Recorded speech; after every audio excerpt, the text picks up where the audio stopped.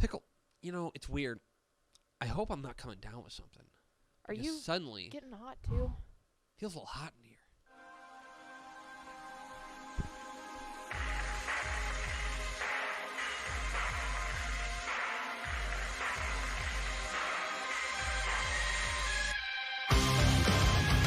Yeah! It's Hot Take Tuesday.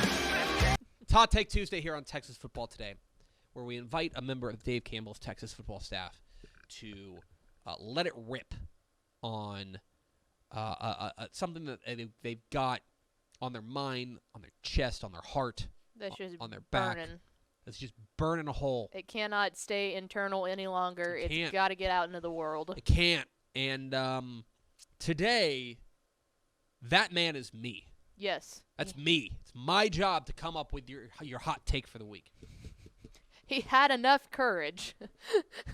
I didn't want to use the word hero. Uh-huh. I'm just agreeing with you who used the word hero. Yes, you're welcome. My take, the piece will be up on TexasFootball.com shortly as soon as I finish writing it. I'm not going to lie to people. It's about halfway done. It's up here. And it's on an Excel spreadsheet. Mm-hmm. Let's talk about defense. And let's talk about one of the oldest adages in sports, which is, offense wins games, but defense wins championships.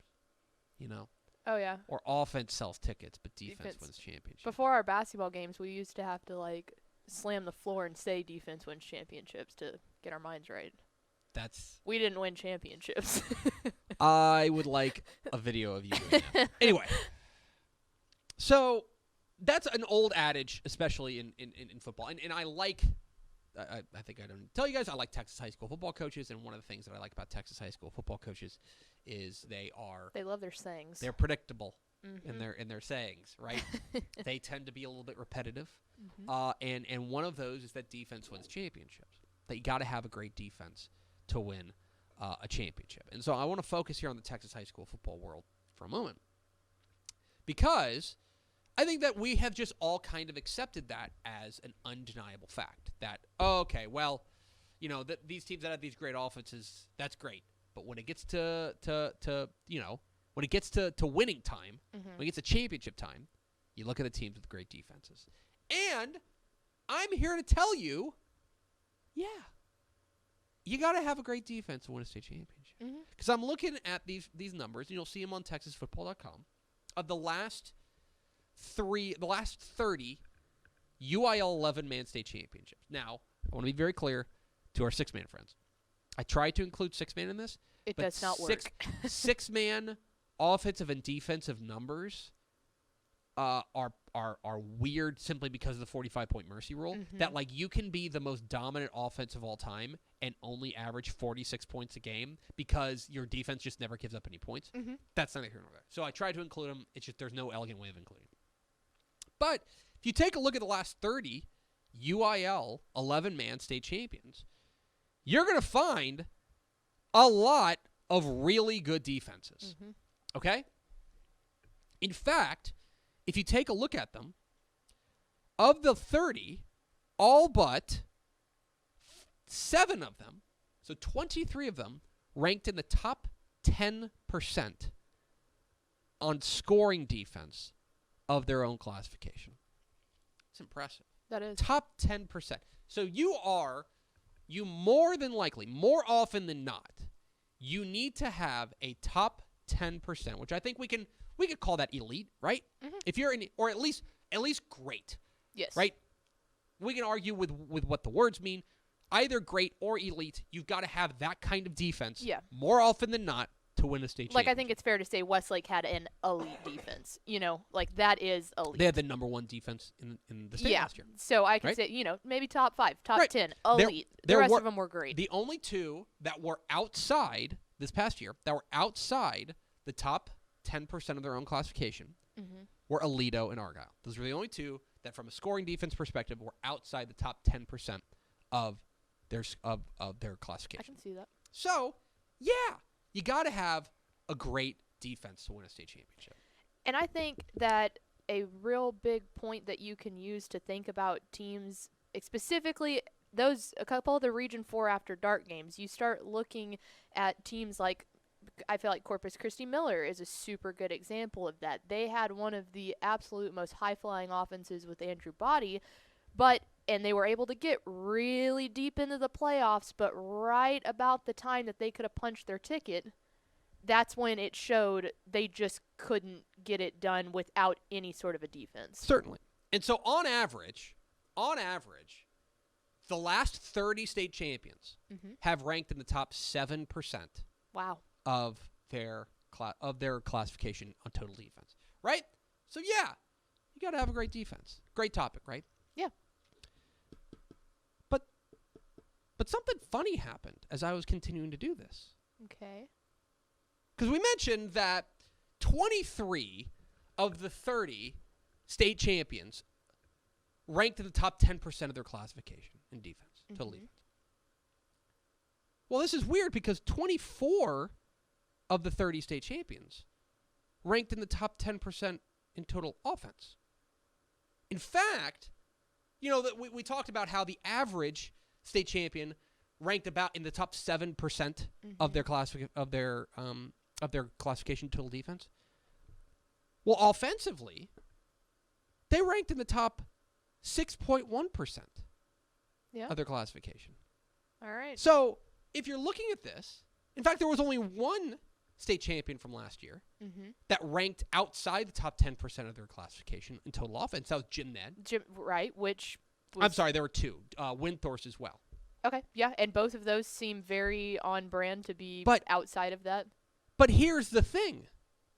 Numbers-wise. Right now, if you take a look at this team, at the data, why don't we say that offense wins championships? Because right now, there is a stronger correlation of elite offense equals championship than there is defense. But here is my point. I'm not here to tell you that defense doesn't win championships, because it absolutely does. You, more often than not, need to have an elite defense to win a Texas high school football state championship. The numbers bear that out. I think they're going to bear them out into perpetuity. Right. What I'm saying is, you probably better have an elite offense too. Right. That really, there's only a handful of teams that didn't have an elite offense that went on to win a state championship. Okay? And by the way, when we're talking about didn't have an elite offense, I mean, I'm talking like 2018 Highland Park was 14th in 4A Division I. Right. Right? 2019 Grandview was 12th. Okay? That's the 11th percentile of 3A Division I. What I'm saying is that we keep hammering home, oh man, these defenses. Like, the defenses are the things that are going to put you over the top. I'm saying that we have gotten to the point, I'm not saying defense is overrated. What I'm saying is, if you've got a great defense, that's no longer enough. That's no longer enough. There are fundamentally only, I'm trying to look at one team. I mean, basically, Jim Ned is the only team that rode a pretty good offense and a great defense to a state championship in the last 3 years. One. Yeah. 1 out of 30. I feel like that's almost to the point where they do not both have to be elite. If they're both elite, then they look like the Carthage machine, and they just will absolutely go out there and destroy someone. But one of them needs to be elite, and the other one at least has to be great. Yes. You can't have, like I said, Corpus Christi Miller, elite offense, not a great defense. So you couldn't get that middle ground, but you start looking at the programs that did win. Everyone, Westlake, I would say elite defense, great offense. Here's the thing. I would say in the last 3 years, we've had one team with a good but not great offense, but an elite defense win a state championship. That's 2020 Jim Ned, which is their own crazy story themselves, right? 2020 Jim Ned. I would say there are, if you want to include Windthorst in that, maybe you can, but I don't know. I think that Windthorst offense is pretty good. Yeah. I count 3, maybe 4 state champions that had an elite offense, but not a great defense. Or let's just say only a good defense. Yeah. Right? This year's Alito team. This year's Alito team is a perfect example. They had an elite offense, pretty good defense. Right? 29th, I would say Galena Park North Shore last year, 2019. Yeah. Elite absolutely. offense, pretty good defense. I would go back to that Longview team in 2018. Yep. Elite offense, pretty good defense. I'm saying you got to have both. I'm saying it's no longer enough to simply have an elite defense. And honestly, the numbers would bear out that if you have to pick one, You want the offense. you want the offense. That's something I found particularly interesting. So, again, my hot take is not that defense wins championship is outdated, because I think you got to have that. Yes, absolutely. What I'm saying is you've got to have that excellence on both sides in order to get there. And just because we focus so much of the adage on the defensive side does not mean that you can just coast by with an average offense. Those days are gone. You have to have at least a great offense to have a chance to win a state championship. So that's going to be up on TexasFootball.com, my piece. Does defense really win championships in Texas high school football?